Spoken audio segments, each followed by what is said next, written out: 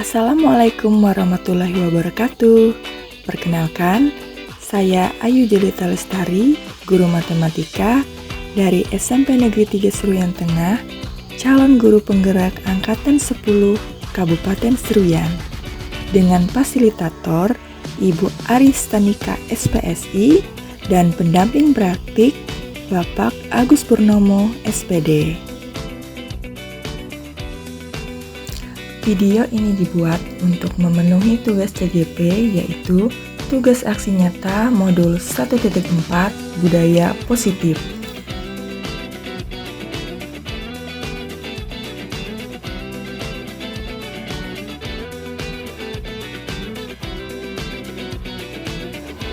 Kenyamanan dalam kelas adalah salah satu hal yang sangat penting untuk terwujudnya pembelajaran yang efektif dan menyenangkan.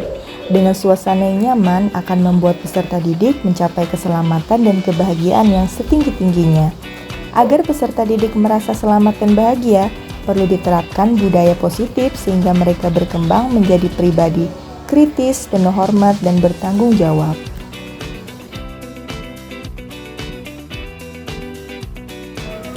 Tujuan menerapkan budaya positif di lingkungan sekolah, menumbuhkan paradigma posisi kontrol guru sebagai manajer, menerapkan keyakinan kelas dalam kegiatan belajar, menerapkan segitiga restitusi sebagai solusi menghadapi permasalahan peserta didik.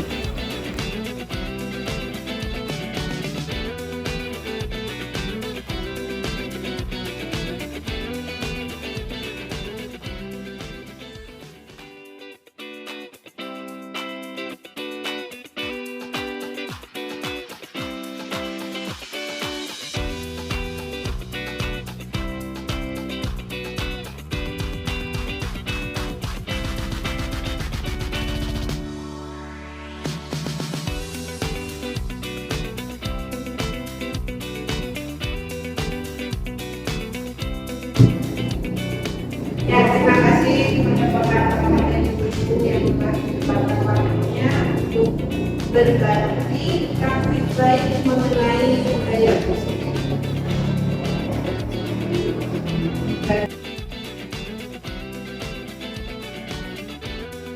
Bapak mungkin akan memulai pembahasan ini. Sebelumnya kami akan memperkenalkan diri. Saya Ayu Jelita Lestari. Saya Fitri Yustianisi. Jadi kami adalah calon guru penggerak Angkatan 10 untuk Kabupaten Seruyan. Dengan fasilitator kami Ibu Aristanika SPSI. Yang kami pelajari tentang budaya positif yang ada di modul 1.4 ini tentang disiplin positif, motivasi perilaku manusia, posisi kontrol, restitusi, keyakinan kelas, segitiga restitusi, perubahan paradigma belajar, dan kebutuhan dasar manusia. Perubahan paradigma belajar.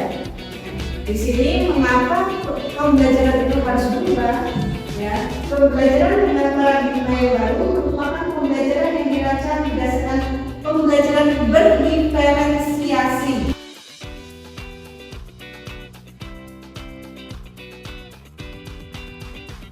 Disiplin positif. Tentu disiplin ini menjadi keseharian di sekolah. Disiplin berasal dari kata disiplina yang artinya belajar.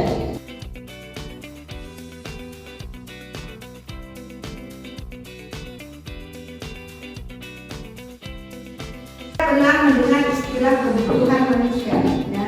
Kebutuhan manusia atau disebut dengan kebutuhan dasar manusia. Segala sesuatu yang dibutuhkan oleh manusia untuk mempertahankan keseimbangan kondisi fisiologis dan psikologis yang bertujuan untuk mempertahankan kehidupan dan kesehatan. 5 kebutuhan dasar manusia menurut Dr. William Glasser.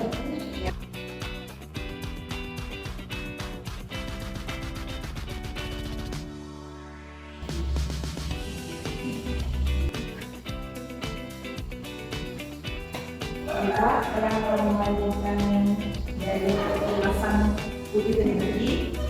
Jadi kita tadi masuk ke bagian konsekuensi dan restitusi. Nah, ini adalah konsep disiplin pendekatan restitusi. Sebenarnya apa sih itu restitusi? Jadi waktu kami mengikuti CGP, saya sendiri juga masih pertama kali kenal ya, oh ada namanya ternyata restitusi. Apa itu restitusi? Nah, setelah kami mempelajari, saya sudah memahami restitusi tersebut. Makanya mencoba menjelaskan kepada Bapak Ibu apa sih itu restitusi. Jadi pengertian restitusi itu adalah proses menciptakan kondisi bagi murid untuk memperbaiki kesalahan mereka sehingga mereka bisa kembali pada kelompok mereka dengan karakter yang lebih kuat. Misalnya, kalau Bapak Ibu melihat siswa yang melakukan kesalahan, kebiasaan kita ya misalnya pasti langsung marah di tempat. Misalnya waktu di kelas ada yang ribut, ayo kenapa ribut, jangan ribut lagi atau keluar aja. Nah itu kan biasanya. Jadi di restitusi ini kita ingin menghindari seperti itu. Bagaimana caranya menerapkan disiplin positif tanpa harus menghukum, merasa anak itu jadi aku dimarahin guru nih, jadinya kan dia kadang merasa rendah diri dan sebagainya. Nah itu seperti itu.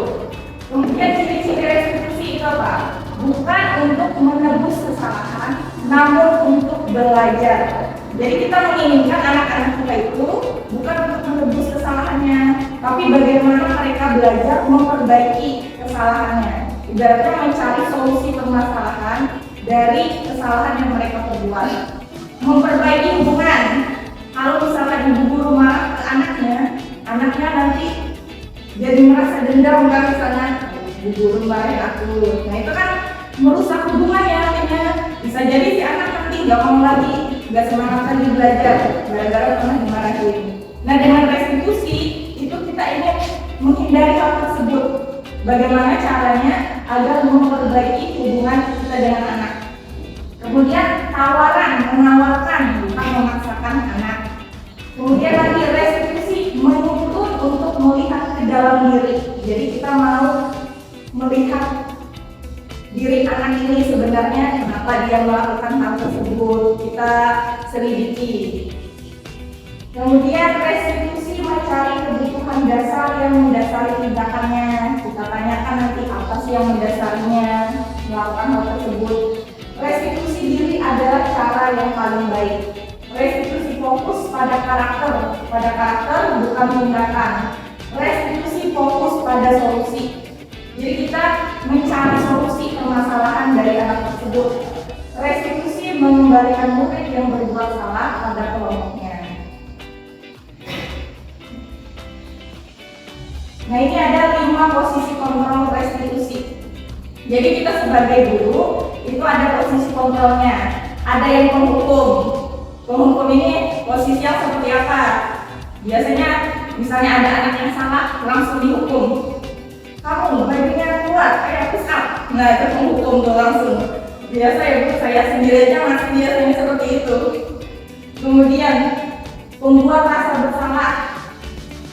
Itu misalnya terhadap anak kita bertindak membuat mereka merasa bersalah.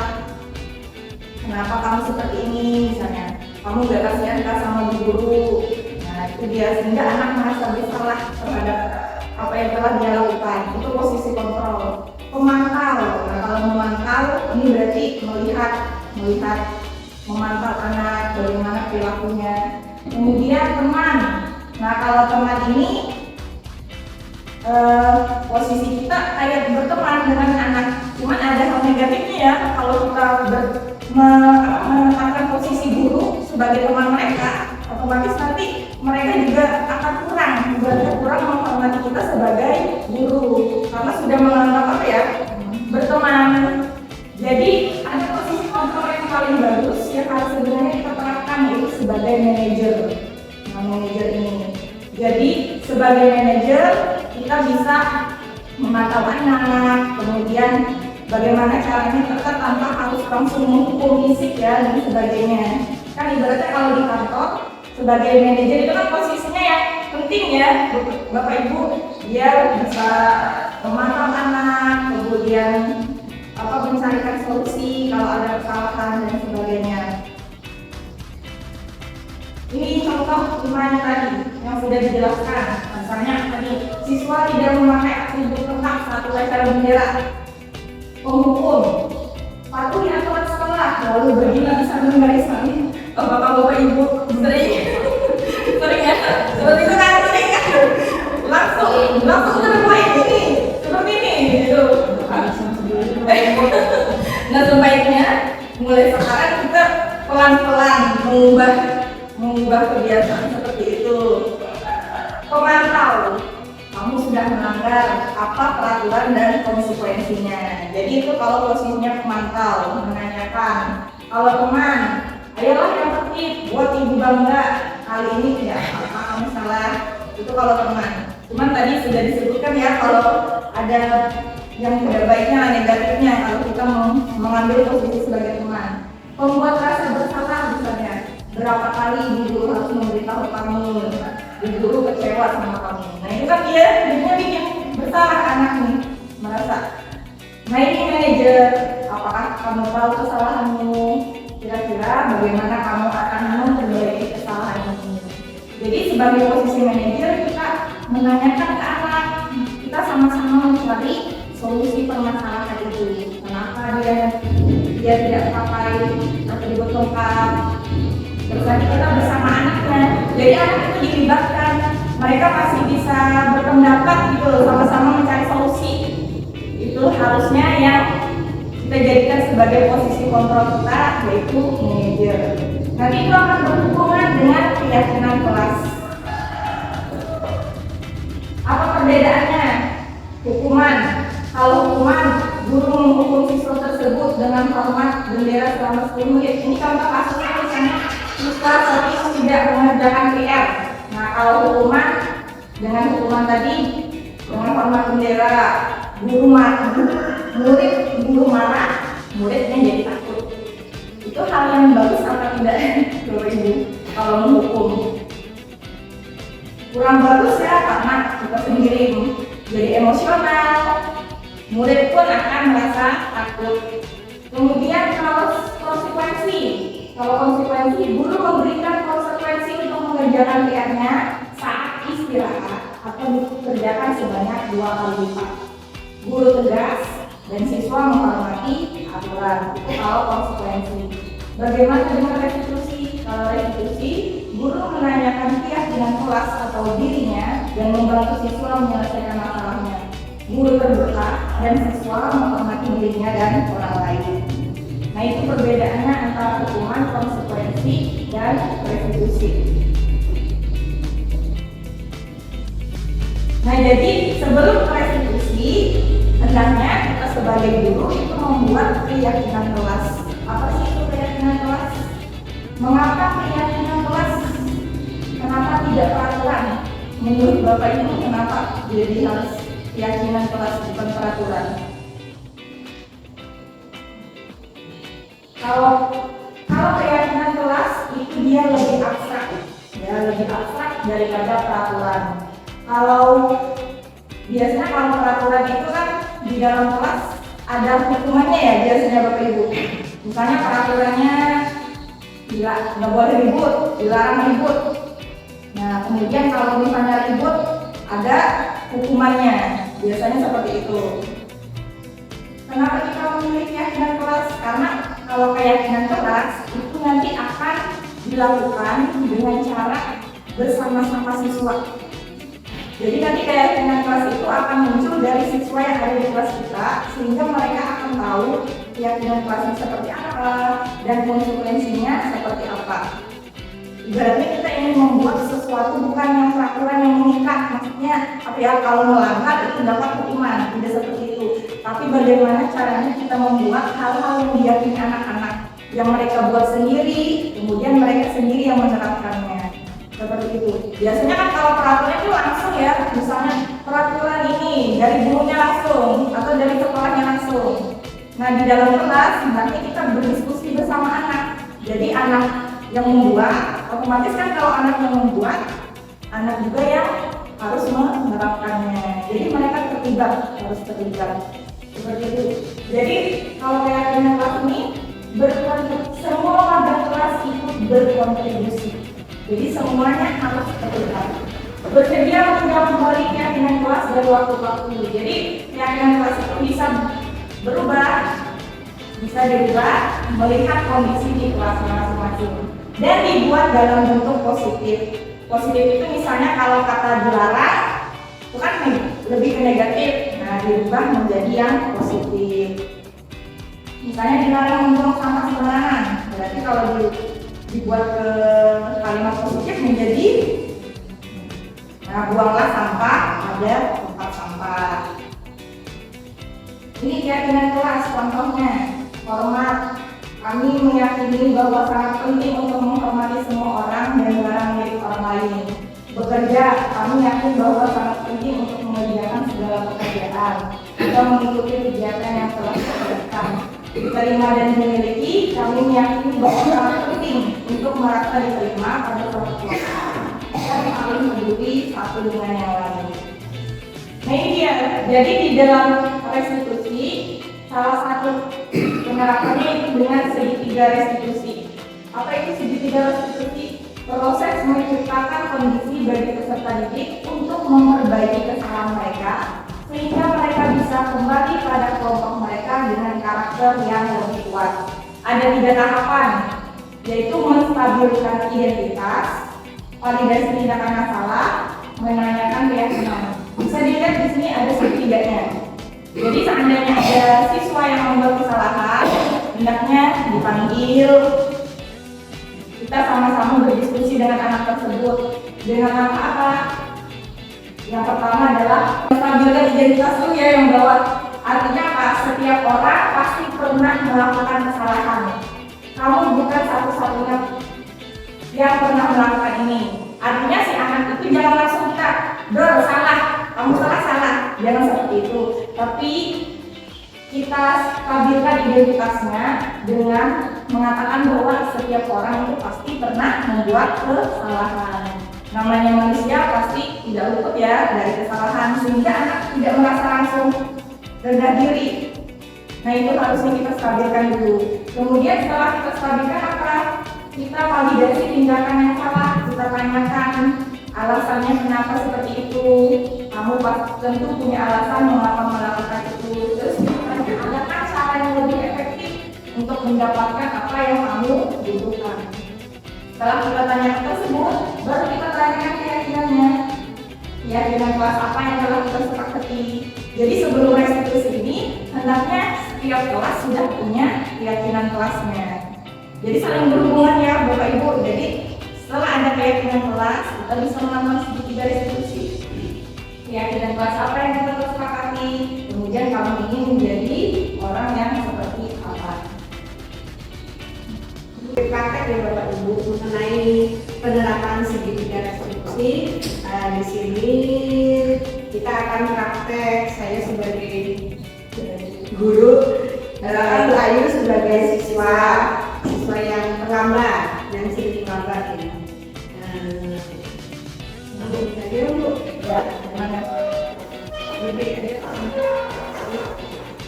Jadi misalnya saya sebagai siswa yang datangnya sering terlambat.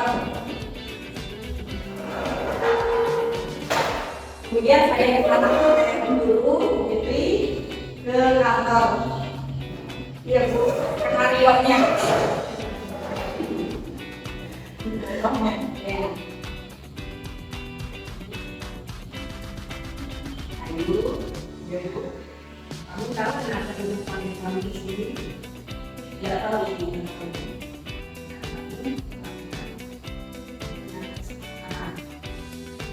Kamu tahu?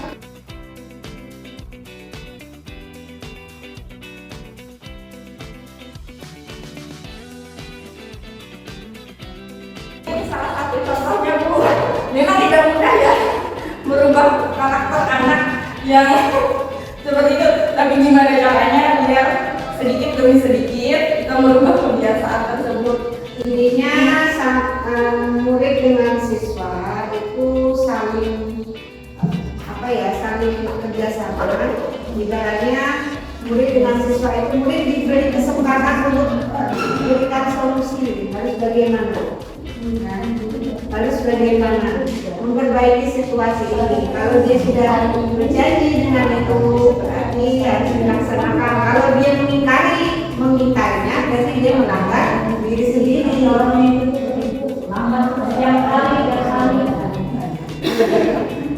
Nah, makanya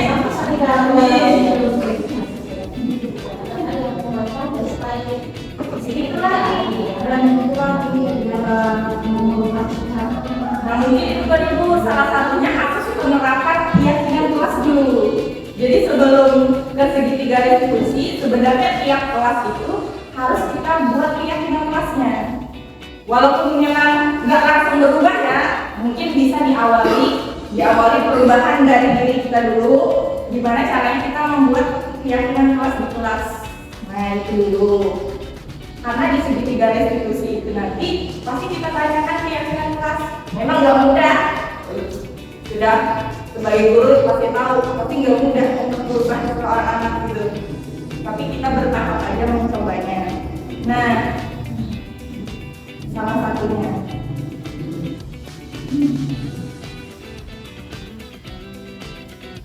Ya, selanjutnya ini ada sedikit praktek ya mengenai keyakinan kelas. Kalau bisa nanti dengan keyakinan kelas ini Bapak Ibu bisa mempraktikkannya di dalam kelas. Keyakinan kelas apakah harus wali kelas saja? Enggak. Kita bisa menerapkan keyakinan kelas itu dalam pembelajaran kita, Jadi keyakinannya pada saat kita belajar PPKN itu harus bagaimana? Ya, kesepakatannya dengan siswa, keyakinannya dengan siswa itu seperti apa? Ya. Ini kita bagikan coretan atau kertas ya, kertas kasar. Di sini kita akan simulasi kami sebagai guru, Bapak Ibu sebagai siswa. Itu Bapak Ibu sebagai siswa, Bapak Ibu sebagai siswa ya. Di sini coba tuliskan aturan apa yang ingin Bapak Ibu terapkan di kelas.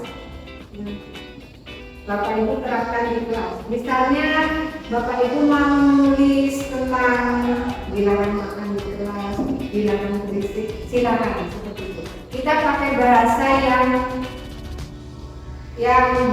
bahasa sehari-hari saja nggak apa-apa ya. Ibaratnya mau kata-kata dilarang berbicara kasar, dilarang membuang sampah, atau tidak boleh berisik, silakan pakai kata-kata seperti itu ya. Silakan Bapak Ibu menuliskan peraturan atau apa yang ingin diterapkan di kelas, satu saja ya, satu aturan yang ingin diterapkan di kelas, satu saja, pakai bahasa yang Anggap sebagai murid Bu. ya, Anda sebagai posisi kan harus saya itu susah. Posisikan sebagai murid. Kira-kira kalau ditanya seperti itu, murid pasti punya aturannya kan yang mereka tahu apa. Kalau kemarin yang seperti itu jawaban murid ya banyak yang pakai bahasa tidak formal seperti jangan makan mie di kelas. Namanya murid kan pasti bahasanya masih masih pakai jangan juga. Silakan aja buat peraturan satu saja. Biasanya tidak ada aturannya. Apa kita masing-masing guru itu punya sendiri-sendiri yaitu keyakinannya. Bisa ya keyakinan kita sendiri. Yang berbentuk tertulis tadi. Ya, tidak harus bentuk Tapi harus melibatkan muridnya Bu. Jadi bahkan murid, jadi kita sepakat dengan semua keluarga di kelas. Ya, Kita sepakatkan dan kita sama. ini kan konsepnya keyakinan, bukan aturan.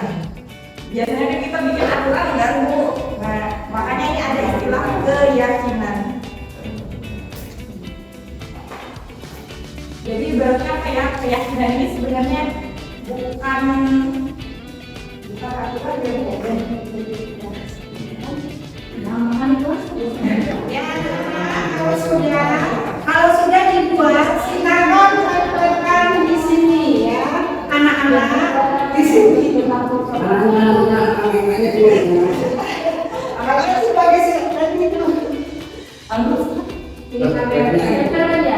iya. Anggaplah jadi murid kan, gimana cara prakteknya?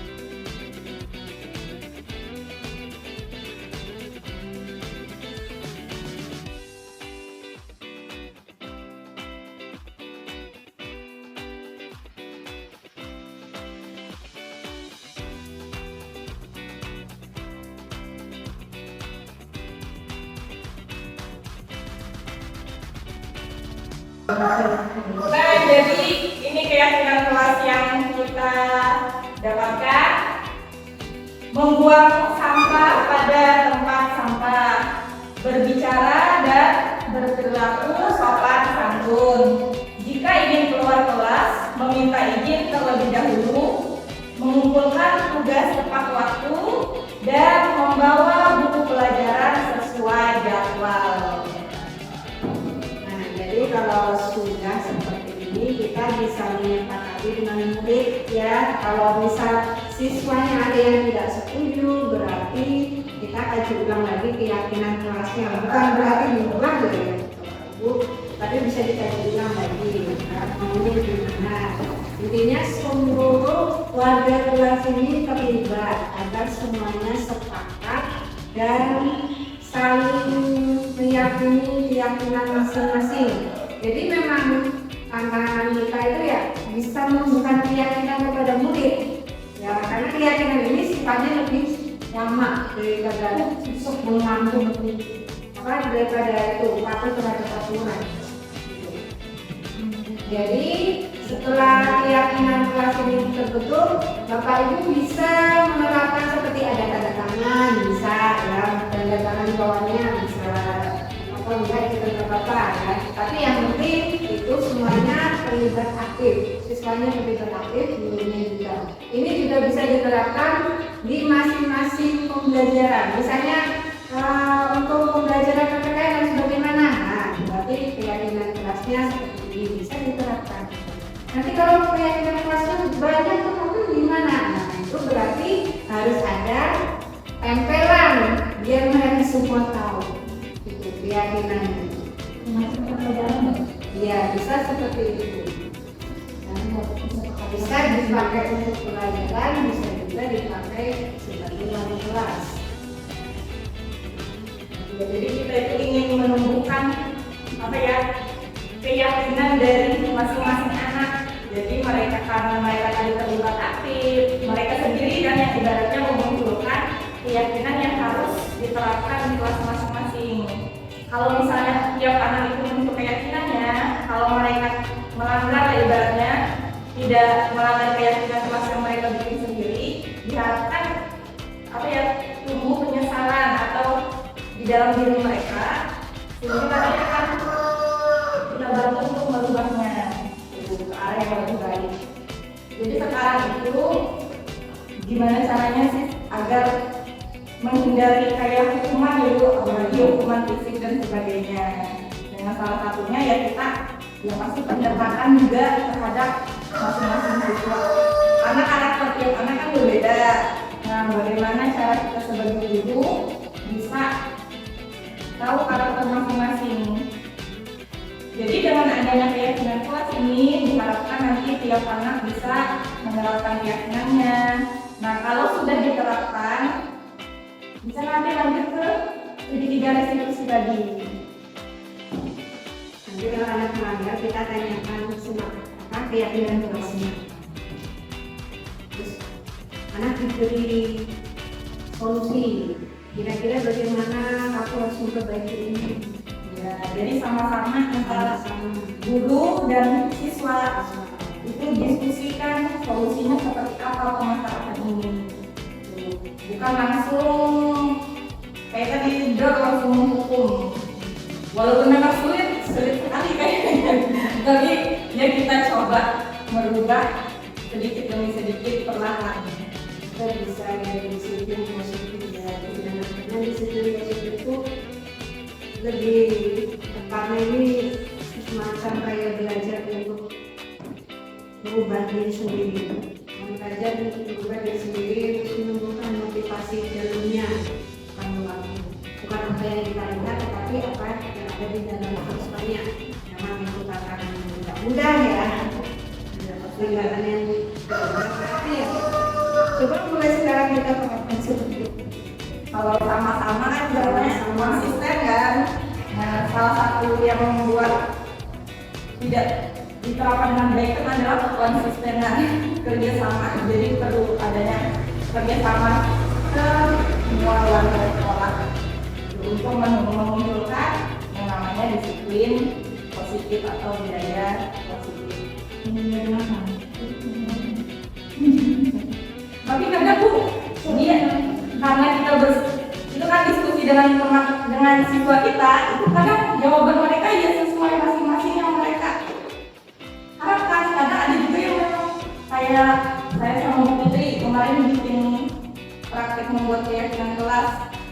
Ada hal yang berbeda Bu antara kelas ini dan kelas ini.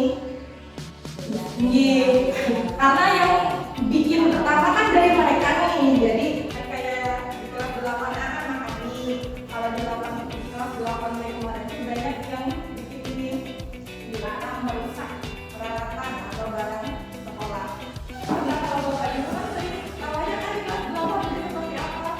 Nah itu banyak yang usil lah ibaratnya yang merusak peralatan. Jadi mereka jawabannya lumayan banyak yang seperti itu. Ya tergantung kondisi kelas masing-masing. Namanya mereka berteman kan, tapi kan tahu kondisi di kelasnya ini seperti apa. Nah dengan terlibat langsung membuat keyakinan kelas, berharap mereka akan menerapkannya.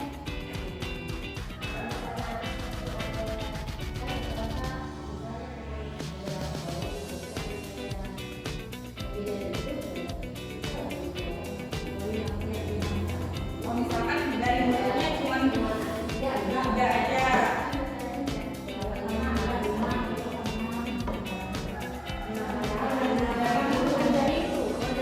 Dari guru ya kemungkinan apa ya harus sepakat dia.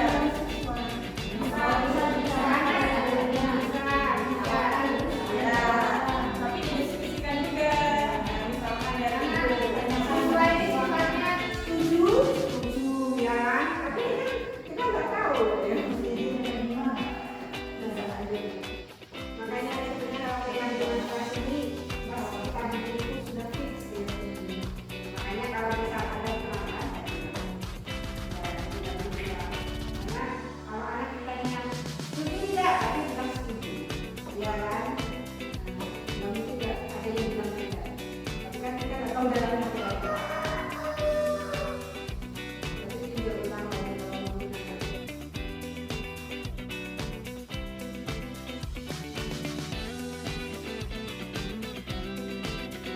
Cara kita buat keyakinan itu semua siswanya itu ya benar-benar meyakini lah dari dalam dirinya. Nah, sehingga kalau sudah kita tanam di dalam diri, tapi ya bukan lagi hukuman jadinya Bu, kayak kesadaran diri mereka untuk merubahnya. Ini ada lagi pertanyaan.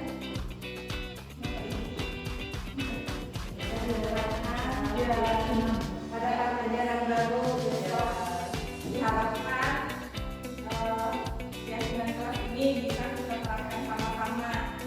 Jadi misalnya tidak ada keyakinan kelasnya, mungkin bisa disatukan nanti. Jadilah misalnya keyakinan kelas ini langsung. Jadi tadi bisa misalnya antara IPA dan matematika nih. Ada sudah kan dibentuk, nah ada bagian IPA yang tidak ada di matematika. Boleh digabung. Nah bisa kan jadi seperti itu. Nah jadi bisa, karena mereka sendiri kan juga yang terlibat bisa dijadikan satu aja biar tidak terlalu banyak karena mungkin beda kan antara pelajaran IPA seperti apa dengan pelajaran matematika. Ya agama beda lagi. Nanti kita tentukan jadi tiap kelas kalau ada keyakinan kelasnya, yang jadinya bagus kan. Jadi kita bisa juga menerapkan tiga institusinya. Karena di tiga institusi itu kita menanyakan keyakinan apa yang ada di kelas kita. Setelah itu belajar ya kita dengan anak yang melakukan kesalahan itu berdiskusi juga, bukan langsung menghukum, tapi berdiskusi. Kenapa? Tidak langsung menyalahkan anak, tidak langsung menyalahkan anak, karena kesalahan itu adalah manusiawi. Nah setelah itu baru kita tanyakan kenapa alasan mereka melakukan hal tersebut. Setelah kita tahu alasannya, kita sama-sama mencari solusi dan menanyakan keyakinan yang telah apa yang dilakukan. Dari situ kita bersama anak juga gimana solusi untuk menyelesaikan masalah tersebut. Jadi tidak langsung hukum, jadi anak siap ya akan mungkin kalau terus diterapkan ya terus secara konsisten, mungkin akan juga memunculkan apa ya perubahan perilaku lah ke arah yang lebih baik. Karena kan kalau kita aja misalnya nih melakukan kesalahan, terus langsung dihukum gimana rasanya? Apalagi waktu pernah kan jadi siswa langsung dihukum. Mungkin ada anak yang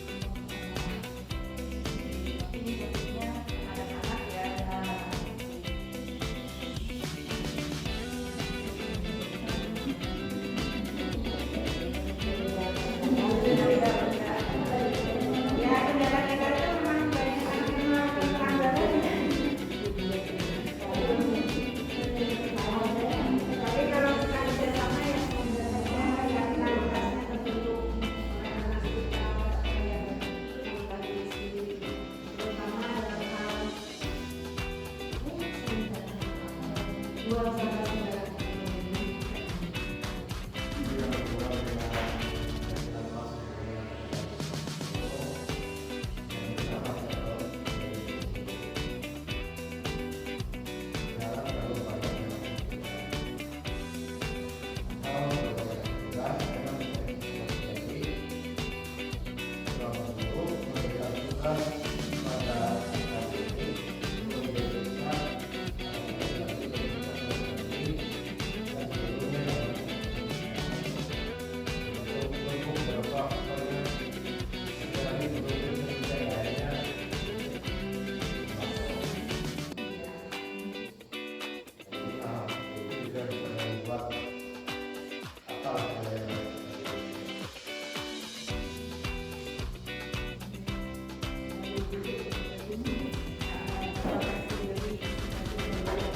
Jadi tidak cuma ibaratnya membuat keyakinan telah keyakinan murid, tapi juga bisa aja keyakinan sebagai guru.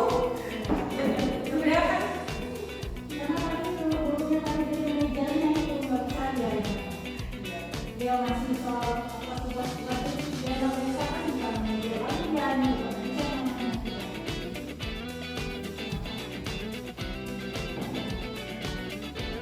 kita dulu lah ibaratnya dulu sebagai contoh. Nah, itu contohnya.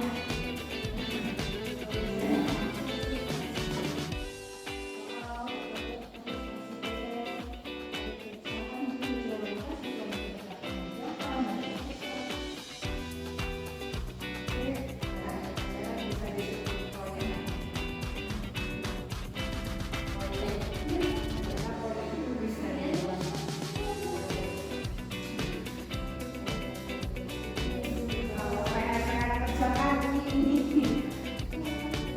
Tugas selama bisa kerjakan di A dari rumah kerjakan.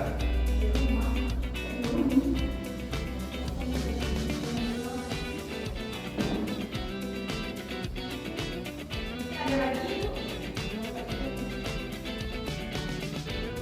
Ya, jadi dilakukan. Jadi biasanya tahan-tahan berubah berubah lama secara kita dengan daripada ini bisa dicoba kalau kayak baru sama-sama kerjasama, kita sama-sama bekerja sama untuk dulu lah gerakan kelas di budaya positif ya. Walaupun nggak harus kamu bisa dijadikan perlahan Tadi itu apa namanya dia bisa tahu rupanya itu bisa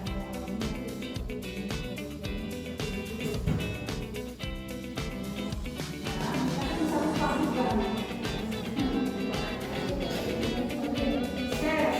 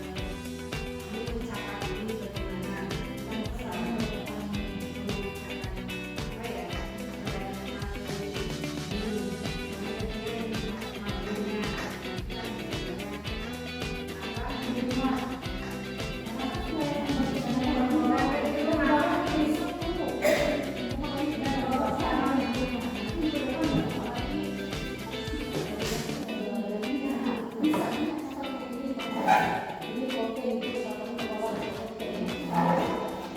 Besok kami sudah sibuk kemarin dari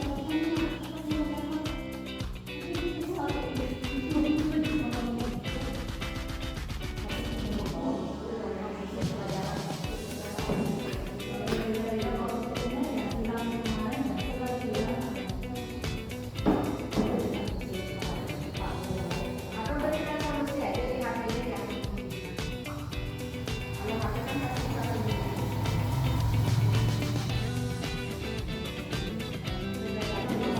HP kan pasti akan HP aman kalau gabungan yang pertama itu adalah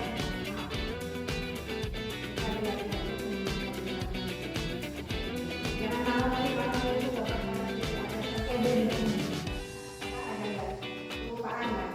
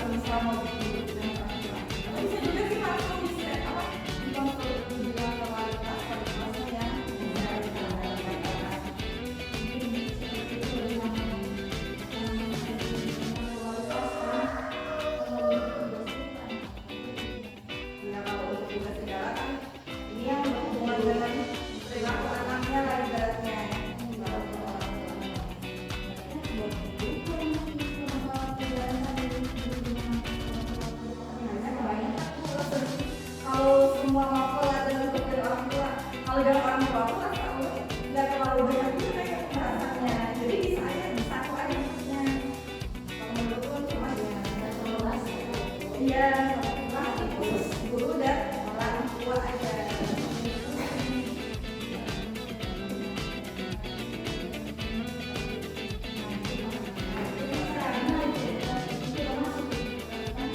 Bisa juga di kelompok.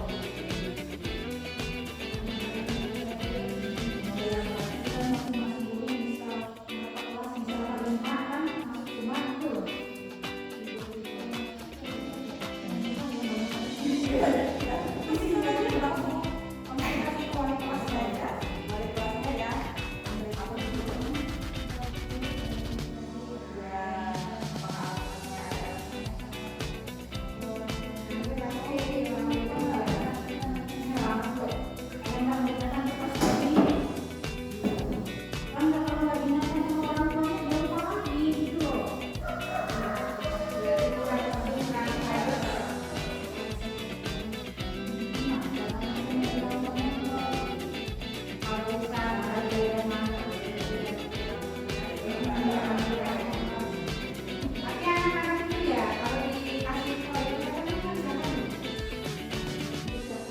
proyek, contohnya kayak begitu mereka mengerjakan video. Mereka kan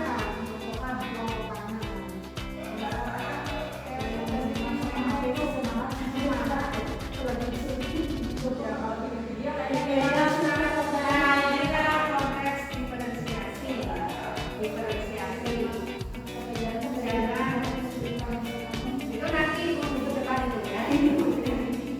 Ada lagi mau kan diferensiasi ini lebih ke mengarah ke pembelajaran.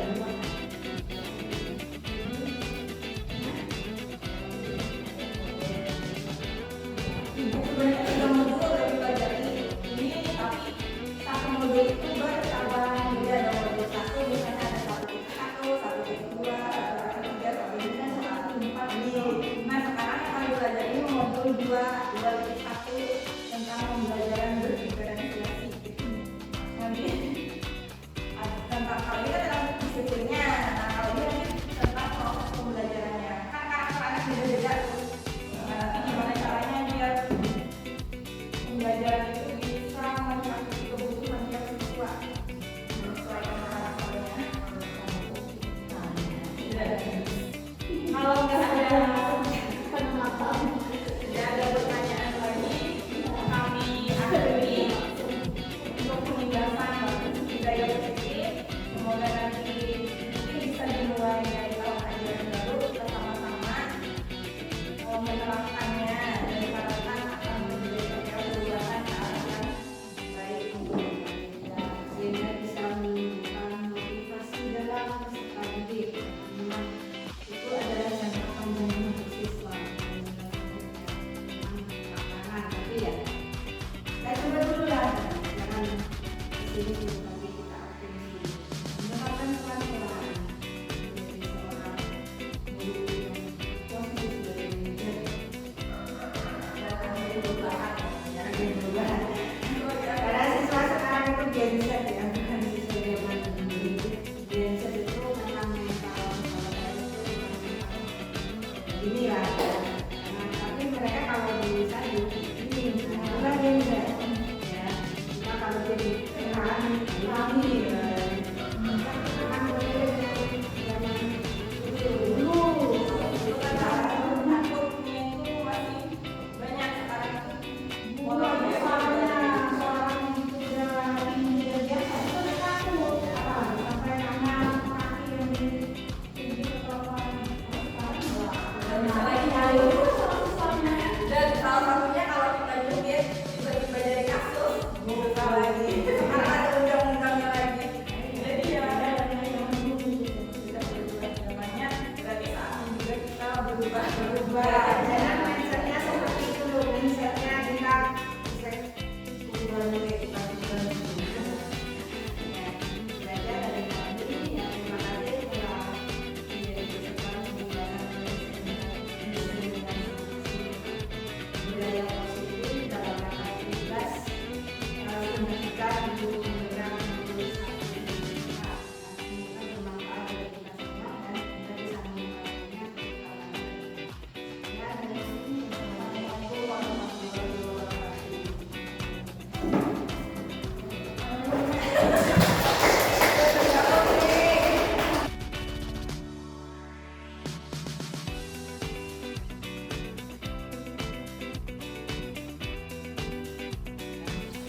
Bu Marina, rekan sejawatnya Bu Fitri dan Bu Ayu.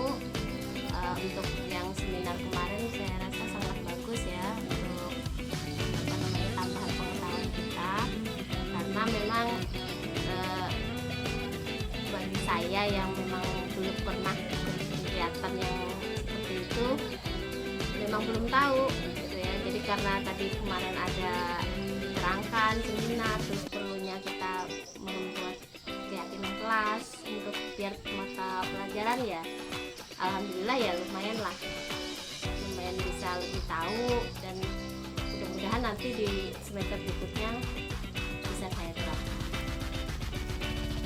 Ya.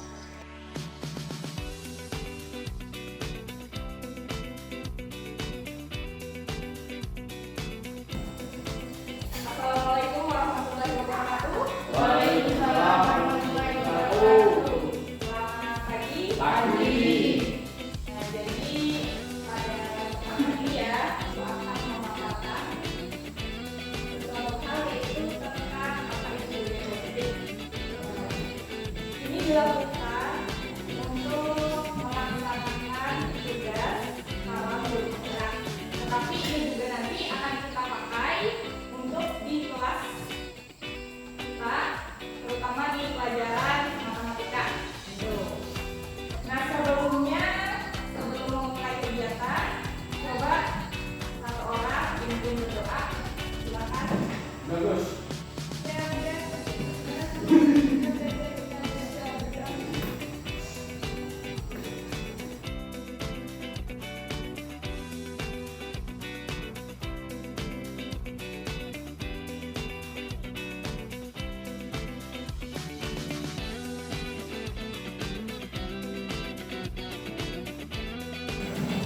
Jadi Ibu akan menjelaskan tentang budaya positif.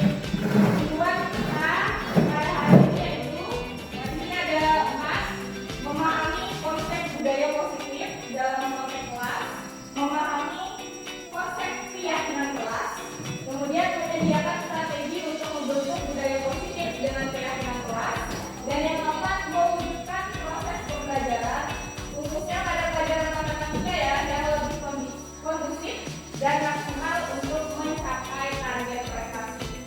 Sebelumnya ada yang pernah dengar nggak budaya positif itu apa? Belum tahu. Sebelum itu, mari merenung. Kelak ketika kalian menjadi dewasa,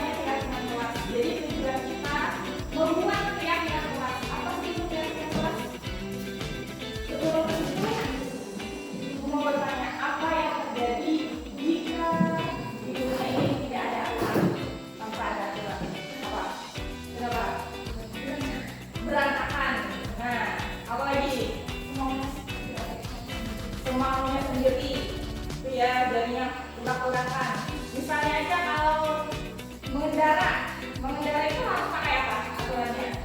Harus helm. Tujuannya apa kalau pakai helm itu? Kalau jatuh nggak terlukaan, artinya menghindari terjadinya kecelakaan. Nah, kalaupun seandainya jatuh, ada yang melindungi. Nah itu pentingnya aturan ya. Kemudian aturan apa lagi misalnya anak sekolah apa aturan-aturannya? Kalau tidak boleh tawuran. Peraturan kan? Peraturan kan? Sekarang diganti menjadi keyakinan. Kenapa kira-kira? Keyakinan itu apa? Keyakinan. Yakin akan diri sendiri. Kalian, ibu percaya, kalian pasti sudah tahu kan hal-hal yang positif dan hal-hal yang negatif sudah tahu. Ada hal-hal yang kalian yakini, hal-hal yang positif itu seperti apa? Sudah tahu semua kan? Nah itu tolong ditanamkan hal-hal positif itu diyakini sepenuhnya ke dalam hati kalian.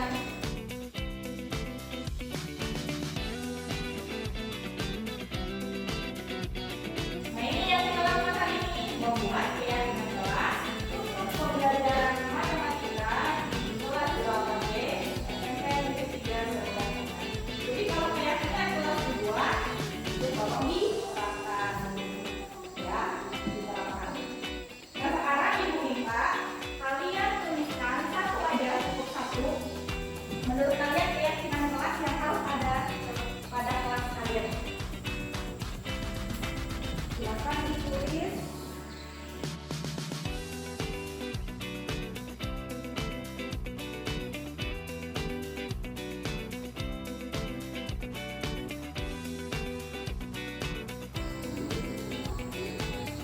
Yang sudah tertuliskan, silakan tempelkan di sini. Nah, bisa tempelkan di sini.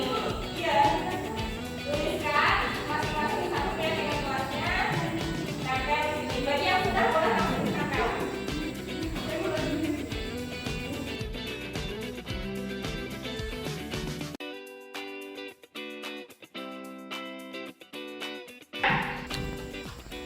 Ayo tempelkan. Karena masing-masing bukan dari rumah, semuanya menempel.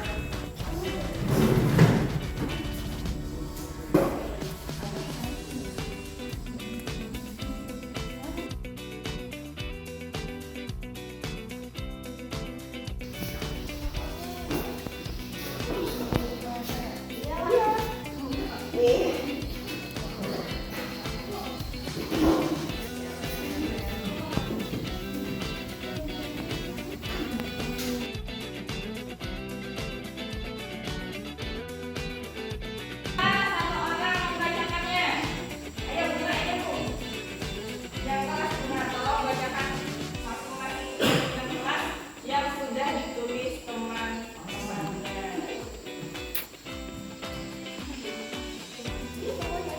Agak ke sini, agak menghadap ke sana. Nah ya, dia pakai masker. Atau kalau saya namanya Lalu sebagai apa? Keyakinan kelas titik 8B. Berbicara sopan dengan teman, bersihkan kelas sesuai tugas masing-masing, selalu mengerjakan tugas dari guru, selalu mengerjakan nilai kelas, merawat barang yang berada di kelas, jangan nyontek, merawat peralatan. merawat peralatan tiket atau yang lain di dalam kelas. Tidak usah merusak barang milik sekolah, menjaga barang atau fasilitas sekolah, membuang sampah di tempat sampah tidak berkata kotor, tidak boleh merusak peralatan sekolah, jangan berkata-kata kotor. Oke, terima kasih. Nah ini ya, itu dari keyakinan kelas yang sudah kalian buat. Ibu akan membuat kesimpulan atau rangkumannya. Ibu minta tuliskan di sini perwakilan aja.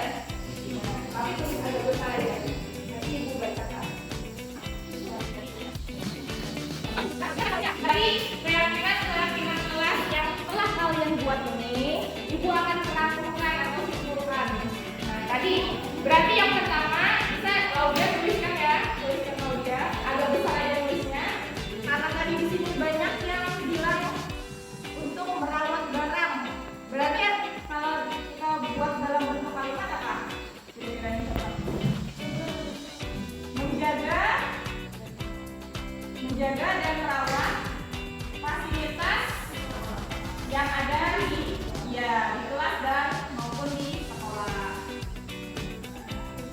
Dan ingat, keyakinan kelasnya ini karena memang dari kalian sendiri. Berarti kemungkinan kemarin banyak yang suka merusak. Nah ini keyakinan kelasnya diyakini. Jangan lagi seperti itu. Kita harus menjaga dan merawat fasilitas yang ada di kelas maupun di sekolah. Jangan sampai di kelas aja, di sekolah juga. Udah. Yang kedua, di sini tadi ada berbicara sopan dengan teman. Kemudian jangan berkata-kata kotor, ya, tidak berkata kotor. Nah, berarti harusnya apa itu?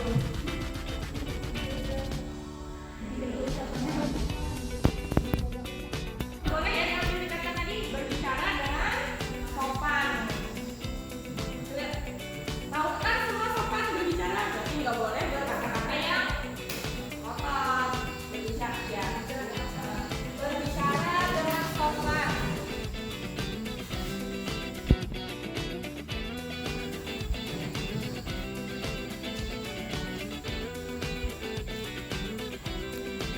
Kemudian ini membersihkan kelas sesuai etiket masing-masing.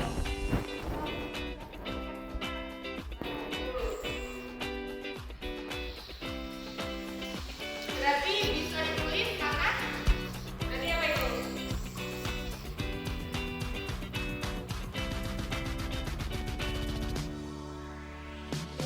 Berarti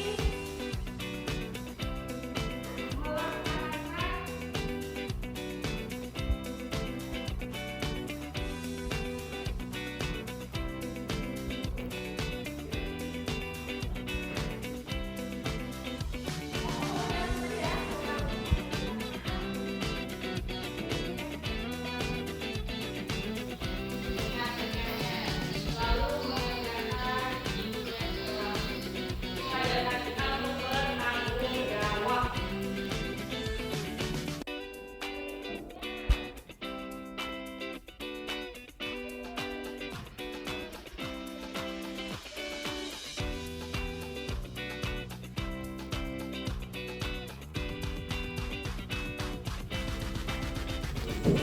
selalu mengerjakan tugas,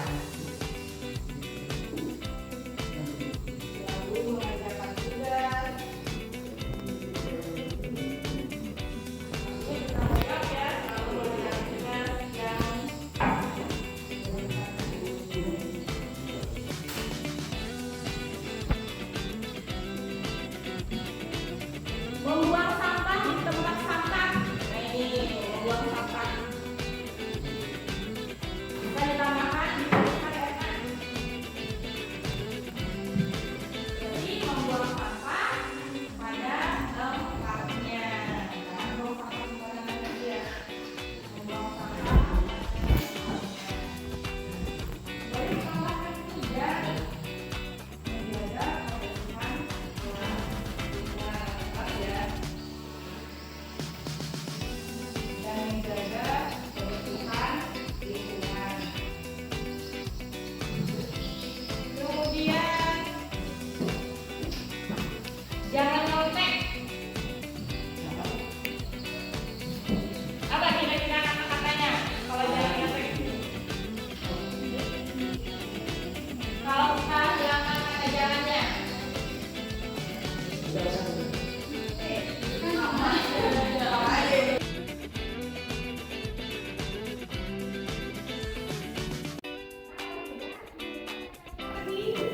Ini keyakinan kelas 8B. Jadi ini keyakinan kelas kita.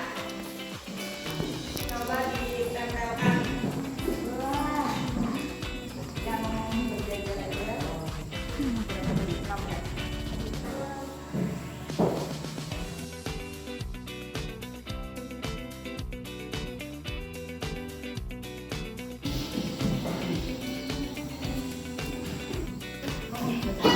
Keyakinan kelas 8B matematika.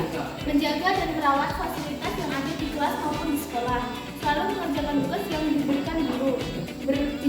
sopan, membuang sampah pada tempatnya, mengerjakan tugas dengan jujur, selalu mengerjakan piket kelas. Nah, itu ya.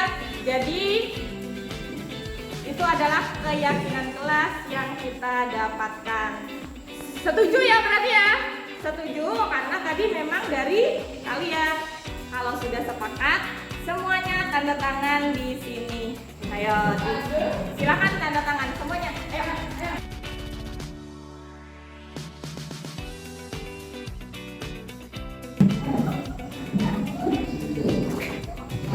Nah, kalian sudah tanda tangan, berarti keyakinan kelas ini tolong benar-benar diyakini dan dilaksanakan.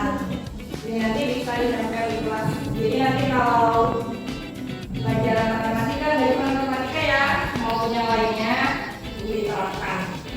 Oke, mungkin itu aja yang ingin Ibu sampaikan.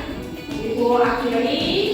Wassalamualaikum warahmatullahi wabarakatuh. Waalaikumsalam warahmatullahi wabarakatuh.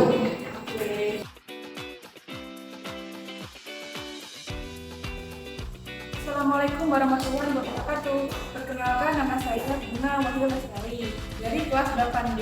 Perasaan saya ketika sedang berdiskusi bersama teman-teman membuat keyakinan kelas sangat senang sekali karena hal ini baru bagi saya. Dengan adanya keyakinan kelas ini, saya akan menerapkannya dengan baik. Terima kasih.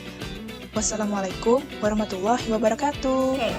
Assalamualaikum warahmatullahi wabarakatuh. Perkenalkan, nama saya Rodia Fitri Adriana, saya dari kelas 8B. Perkenalkan, nama saya Rizky Sneha, saya dari kelas 8B. Perasaan kami setelah berdiskusi dengan guru dan teman-teman membuat keyakinan kelas, saya kelas sangat senang, iya kan? Iya, karena ini adalah pengalaman baru bagi kami. Dengan adanya keyakinan kelas, saya berharap kelas 8B bisa menjadi lebih baik dari sebelumnya. Saya juga berharap kelas 8B menjadi kelas yang tertib, disiplin, dan nyaman untuk belajar. Terima kasih. Wassalamualaikum warahmatullahi wabarakatuh.